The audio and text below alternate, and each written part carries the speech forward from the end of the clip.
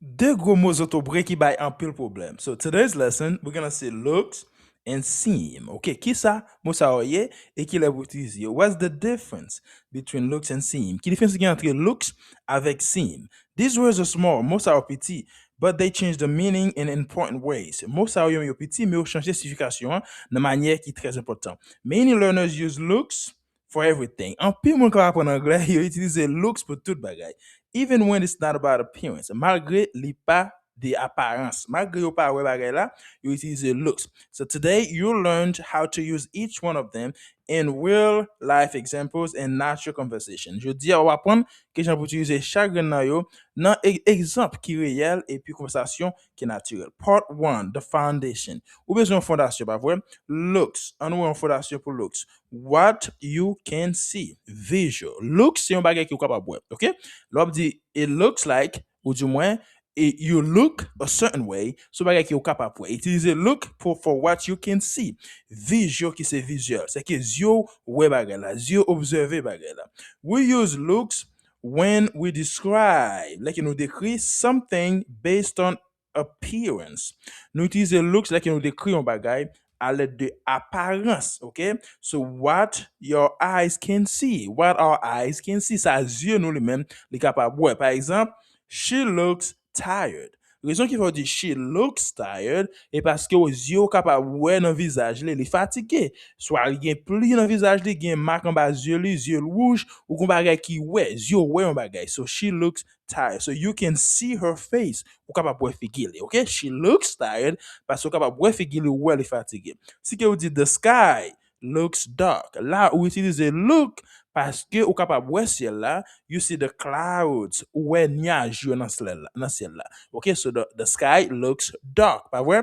The cake looks delicious. Raison qui fait on dit the cake looks delicious et parce que you describing how it looks ou ap décrit jan que li paraît ça yeux ouais. So capable ouais gâteau a li bel ton kon gâteau qui goût. Okay, so the cake looks delicious parce que yeux capable ouais. So the idea is simple. Okay, so looks, we utilise looks pour visuel, bagay ou capable ouais, evidence, qui ont évidence, ouais bagay là, so we utilise looks pour les dans sens ça, okay? But let's say seem li même, for seems, ou pas ka ouais bagay là. C'est une impression, it's your impression, it's your perception, okay? C'est son percevoir. Et ça ou impressionner, gens qui ou impressionner bagay là. So it's a feeling or interpretation. C'est un feeling, c'est une interprétation. Ou pas ouais bagay là, mais ou penser, okay? So we use seems when it's not visual. Nous utilisons seem like bagay là, li pas visuel. Et qu'on pas ka ouais bagay là.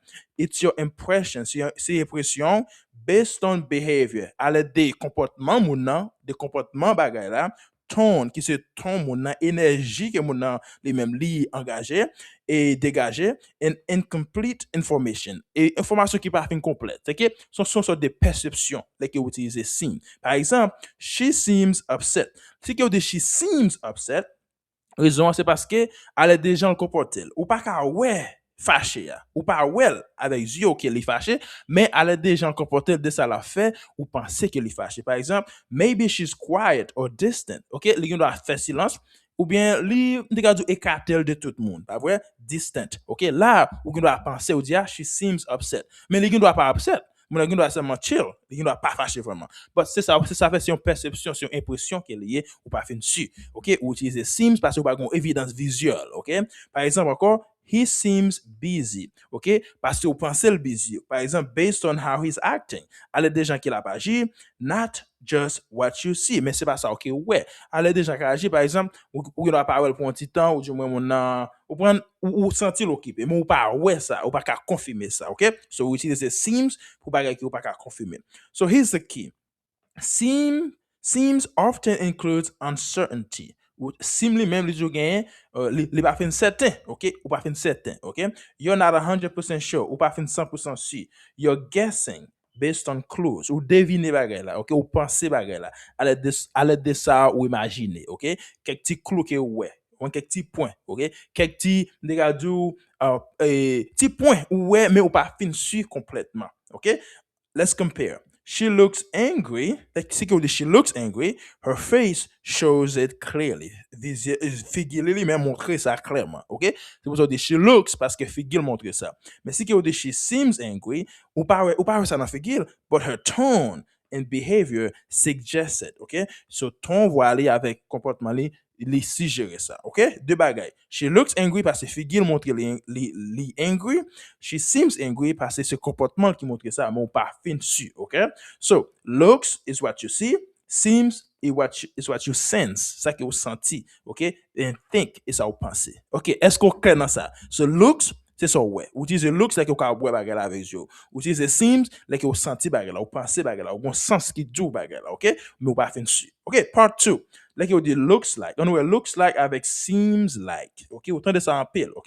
Like you dit looks like, c'est une conclusion from what you see. Même bagarre là. C'est une conclusion à l'aide de ça, ouais. Vous dit looks like. OK? It looks like that. OK? C'est une conclusion. OK? We use looks like when we make a conclusion based on visual evidence. Nous utilisons looks like il nous faut confusion à l'aide de évidence visuelle. Nous capable voir bagarre là. Par exemple, it looks like it's going to rain. Si it looks like it's going to rain, c'est que li paraît tant que le faire la pluie, OK? T'as assemblé le faire la pluie. Raison c'est parce que you can see the clouds. Où nuage de où temps marée, ça veut dire que it looks like it's going to rain. C'est t'as assemblé le faire la pluie. Mais si que it looks like he didn't sleep. Ça c'est un autre exemple encore. It looks like he didn't sleep, OK? Il semble que le pas dormi, t'as semblé que le pas dormi. Raison est parce que ou les yeux rouges et puis la baille, OK? Red eyes and then yawning. Yawning c'est baille. La baille visuelle de rouge, ça a une évidence visuelle que li que doit pas dormi, voilà? So this feels more concrete, plus concret, okay? Because you're using your eyes, parce que vous utilisez les yeux. Est-ce qu'on va suivre? Mais là, qu'il dit seems like les mêmes, c'est une conclusion from feeling and information. C'est une conclusion à l'aide de sensation, un feeling et des informations qui ont joué. Mais ou pas gon évidence visuelle, ok? Par exemple, les conclusions comes from behavior. Là, c'est comportement mon vibe, qui c'est ambiance que mon a dégagé. Indirect ou bien indirect info, information qui est indirecte, mais les pas strictly visual, ok? Les pas strictement visual, ok? C'est dans le sens où c'est seems like. Par exemple, it seems like he didn't sleep, ok? Même phrase là. It seems like he didn't sleep. Ça semble pas dormir, mais raison c'est parce que well slow, forgetful and distracted. Because mon nan li lan, ok, la bliye bagay, and li distrait en pile, distracted, c'est que vous pensez qu'il pas dormir, mais il y a l'autre raison qui fait le distrait, il y a l'autre raison qui fait pas qu'à penser, qui fait pas qu'à réagir bien, il y a c'est pas parce qu'il pas dormir. So you thinking, vous pensez ça, mais vous pas gain en évidence concrète, ok? So, vous gonna dire, it seems like she's angry. C'est que vous dites, semblé que li fâché, mais you pas fin sûr, ok? You're not completely sure, ou pas fin sûr complètement, ok? So looks like, ou disent looks like you gain stronger visual evidence. Like you get evidence visual qui fort, ou disent seems like les softer, more uncertain. Like ou pas fin certain, ok? Très simple. Part 3, tone. Seems can sound more polite. OK? OK. Entre seems avec looks, seems les mêmes, les paraît more polite. Ou pas ça, les plus sages. Les qui utilisent seems, raison, hein, c'est parce que vous pensez bagarre là ou pas fin gon évidence concrète. Par exemple, c'est que vous dites you look tired. C'est que vous utilisez look. Vous dites you look tired. Les amis, ça can sound a bit harsh, OK? Because it's a bit direct. OK? C'est que si que vous dites yon fille et que you look tired, ça veut dire que ou di figi moun nan fatigué, ça veut dire que ou di figi moun nan fatigué et fi pa remen lè que ou di figi yo paraît fatigué parce que fi remen puis yo toujours penser que yo belle, que figi yo normal, ou lè que ou di figi moun nan you look tired après so ouais figi moun nan fatigué, fi yo pa remen ça. So almost like a criticism, c'est donc yon critique, donc ou critiquer moun nan. Mais si que ou you seem tired, c'est pas parce que well nan figi, mais c'est parce que façon où elle comporte que doit montrer qu'elle est fatiguée, mais figi pas paraître ça, OK? So it sounds more careful and empathetic, OK? Et OK, c'est dans ce sens ça, et que pas que ou fait ça ou dit avec plus soin, OK? Et puis empathetic ça veut dire que ou m'degado ou mettre en position mon nan, OK? Ou m'degado ou inquiet déjà mon nan penser à l'aide de son pral dire, à l'aide de son dire, OK? C'est dans ce sens ça. All right. So, you can even use both together. Ou quand même utiliser tout deux ensemble. One second. Okay, 1 second. All right. So, okay, part 4. Seems to be. Dès que vous dites seems to be, it's more formal. Ou dès que vous dites it looks like, okay? It seems to be, okay? This is common in professional English. Dans anglais professionnel, li commun. Ça arrive en pile, là que vous dites it seems to be, okay? So, par exemple, le regard des nouvelles, in reports, okay? On peut toujours tendre à utiliser ça comme ça. Par exemple, he seems to be tired. He seems to be tired, okay? So, ça fait plus sens au lieu que vous dites it seems like he's tired or it seems to be tired, okay? So she seems to be working hard. Ça semble lui paraître tant qu'on la travail dur. She seems to be working hard. Voilà. Vous pouvez utiliser seems to be au lieu que vous dites seems like, okay? Tout de fait sens, mais seems to be a les mêmes les plus formel, okay? Les plus de sage, okay? All right. So seems to be tired. So, par exemple, the company seems to be growing. Voilà, the company seems to be growing. OK? Compagnie a paraît tant que l'a grandi ou bien compagnie a grandi. OK? Il paraît que. OK? Seems to be growing. So, part 5, appears. Mes amis, appears lui-même, les more formal than seems. Si qui veut sonner plus formel toujours, on va dire appears. It appears like. It appears like. OK? Par exemple, appears is similar to seems, but more formal. Là, que vous utilisez appears lui-même, il paraît avec seems, ok? Mais les plus formel que seems. Par exemple, he appears confident. Il paraît confident. Voilà. Appears veut dire paraître, ok? Il paraît confident, c'est he appears confident. Ou bien on a dit he seems confident, okay? Ou bien on a dit seems to ou bien appears. Tout de ça est formel, mais appears is more formal, okay? Par exemple, the company appears to be growing, okay? Comparé à paraître, donc on l'a grandi. Comparé à appears to be growing, okay? Ou au lieu que vous dites the company seems to be growing, ou bien on a dit the company appears to be growing, okay? Appears. Répétez après moi. Appears, okay? All right. In daily conversation, seems is more natural. Dans conversation chaque jour, seems dans les mêmes les plus naturels.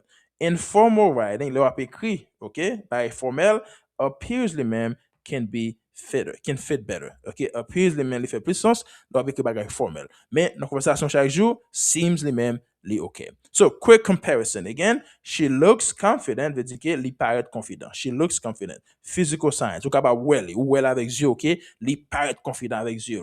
Si que me dit she seems confident, ça veut dire que overall impression. Ça c'est une impression ou pas fin dessus, mais Jean ou là c'est assemblé li confident. Mais si que vous dites she appears confident, ça c'est more formal. It's a formal tone, okay? Avec un ton formel. She appears confident. Voilà, plusieurs façons qu'il doit dire, right? So part 5, communication mistakes. Okay, so mistake 1. En plus, moun, you use seems for purely visual things. Si son bagay ou capable ouais avec zio puis go utiliser seems, ça son erreur. Pas fait ça, OK? Par exemple, the cake seems beautiful. Ou pas qu'à dire the cake seems beautiful parce que ou capable ouais gâteau, OK? Ou ap dit looks plutôt. Ou tu veux dire the cake looks beautiful, OK? Pas dire seems pour bagay ou capable ouais avec zio. Dit looks plutôt. The cake looks beautiful. OK? Ça que gâteau apparaît belle, OK? So, yon deuxième erreur moun fait, you utilise looks for ideas or informal, qui pas visuel. L'autre erreur, you utilise looks pour bagay qui ou pas capable ouais. Ou pas utiliser looks pour bagay qui ou pas capable ouais, OK? De ou pas capable ouais bagay là, on utiliser seems. Par exemple, mon a dit it looks like a good idea. Ou pas dire it looks like a good idea. Par raison c'est parce que ou pas capable ouais idea. So, donc comme dit, ça pas un problème pour dire, ou attendez américain qui dit comme ça. Mais ma montre façon normale là pour dire, OK? It looks like a good idea. OK, ou ka dire comme ça. Mais et li pas visuel, ou pas capable ouais idée. Li fait plus sens que vous dit it seems like a good idea. Parce que ce bagage pas capable ouais. It seems like a good idea. OK? Ça semble son bonne idée. Il paraît que son bonne idée. OK? L'autre erreur moun faire, c'est structure. Wrong structure, ça veut dire que you utilise seems plus your adjective. Par exemple, he seems angry. He seems angry. Seems like, okay? It seems like he's upset. Okay? So, we're gonna dire he seems angry. Okay? Ça lui-même lui fait sens. Okay, seems plus adjective. Okay, on peut dire comme ça. He seems angry. Ou bien on peut dire he seems like he's angry. Okay? It seems like he's angry. Ou bien he seems angry. Okay? On peut utiliser seem avec un adjectif. Okay? Ou bien seems plus a sentence. It seems like he's upset. He seems like he's upset. Li pas être nan kou li fâché. Okay? Part 6. On nous fait un petit pratique. On y a là. Choose looks, du moins seem. N'a utiliser looks ou du moins seem dans le son ça. You see smoke. Si que ouais smoke, ou la fumée dans ciel là in the sky, you see smoke in the sky. Qu'est-ce qu'on dit it looks like something is burning. Parce que capable ouais, ou utiliser looks pour bagay qui ou capable ouais, pas vrai? Okay. Si que your friend answers very short, okay, and avoid eye contact. Zanmi lan, li répond nous très court et puis li pas ka gade dans les yeux. Là, on dit seem parce que ou pas ka fin sûr, on dit he seems upset. Parce que figure pas montrer ça, li seulement répond nous court et puis li pas gade dans les yeux. Okay? So he seems upset, li pas être ko li fâché. Okay, if you see someone smiling, sou kwen moun ap souri, brightly, c'est que moun ap souri bien fort. OK, wap di she looks happy. Raison est parce que ouais, l'a souri. Figure ou ouais figure, les yeux ouais figure l'a souri. Wap di she looks happy. OK? Ou pas dire she seems happy. Parce que capable ouais avec yeux, wap di she looks happy. Someone talks about big dreams confidently. Si moun a parlé de rêve, gros rêve li gagne avec confiance, wap di he seems ambitious. Parce que ou pas capable ouais ça, mais façon la parler a ou senti qu'il a ambition, ou someone qui est ambitieux. He seems ambitious, okay? So, mini story, real life use. So, if you meet a friend after a long time, ou rencontre un ami après un peu de temps, first you notice physical changes. Premièrement, ouais, yon changement physique, ok? Changement physique. Là, puisqu'on est capable ouais changement physique, là, soit mon plus gros, ou bien plus petit, ou bien plus belle, ou va dire you look different, ok? Ou qui utilise look parce qu'on est capable ouais ça, ok?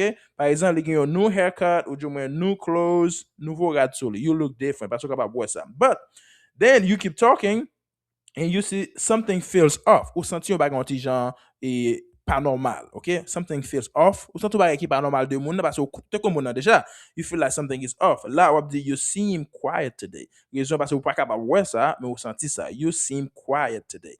Is everything okay? Voilà. Ou dit you look different parce que vous capable ouais changement. Ou dit you seem quiet parce que vous pas capable ouais ça, mais vous senti ça ouais ça. OK? Ou capable sentir ça, OK?